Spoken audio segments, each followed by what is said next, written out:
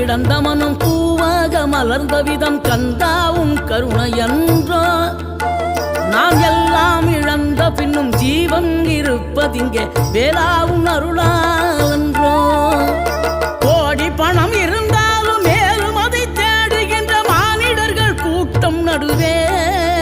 மனம் தேடி உனை திரிந்தபடி திருப்புகழை பாடும் என நாடி வந்து காத்த குரு